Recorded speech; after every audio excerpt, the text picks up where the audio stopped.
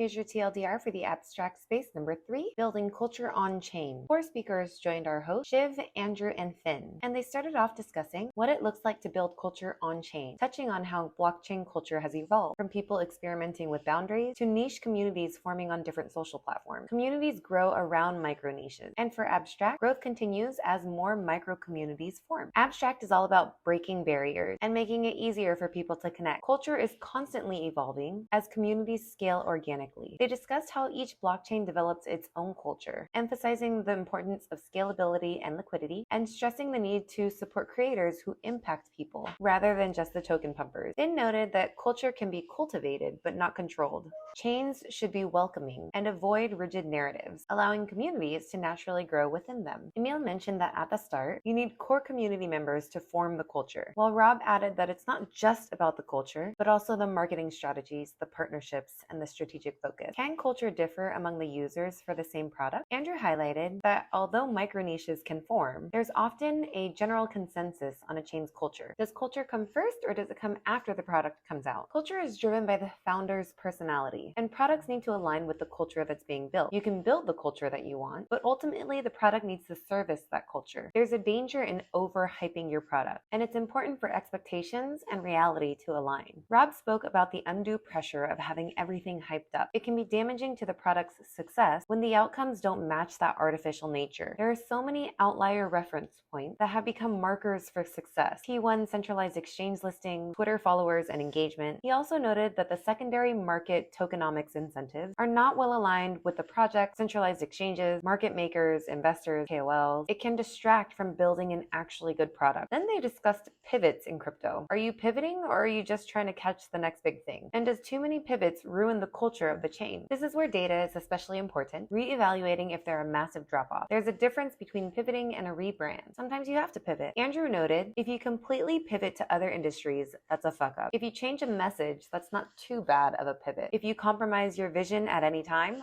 that's a fuck up. You can still pivot and work towards your original vision. Ultimately, being transparent with yourself, your team, your community is super important. Hold yourself accountable and move ahead with solutions. Finn closed up teasing upcoming developments for Abstract. Their global SDK wallet has launched on testnet, and every day coming up, you'll hear about a new partnership. He says they're not worried about competitors because other teams just aren't as far ahead when it comes to building consumer products. They want a thriving system on day one. That's it for the space. Thanks for watching.